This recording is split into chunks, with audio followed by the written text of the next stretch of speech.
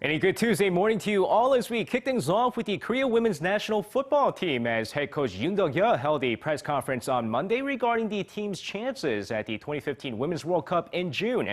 With the women's national team beginning their training session at the National Training Center in Paju, head coach Yoon sounded pretty optimistic over their chances for the upcoming 2015 Women's World Cup in Canada. With Eun-sun and Ji So-yeon at top as the two top strikers, he stated that their goal is to finish at least in the round of 16. Meanwhile, the team will compete in the Four Nations tournament in China starting on the 11th of this month. And now shifting over to swimming this time, where at the young age of 23, Asian Games gold medalist Jeong Da-rae announced her retirement from the sport after years of trying to bounce back from her injuries.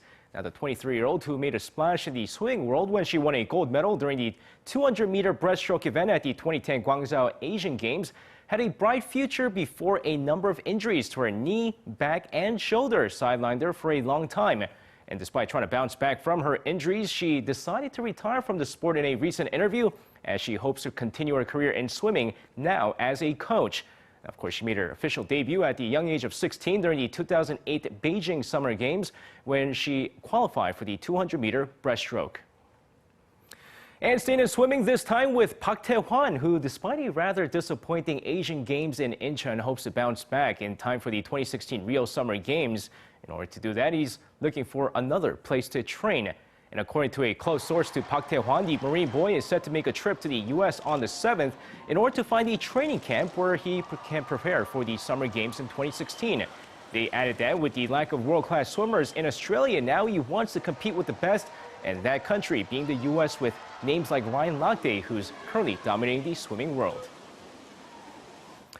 And now finishing things off in baseball, where SB Nation, a renowned sports website, ranked the top shortstops in the majors. And what do you know, Kang Jung-ho is ranked 12th in the list.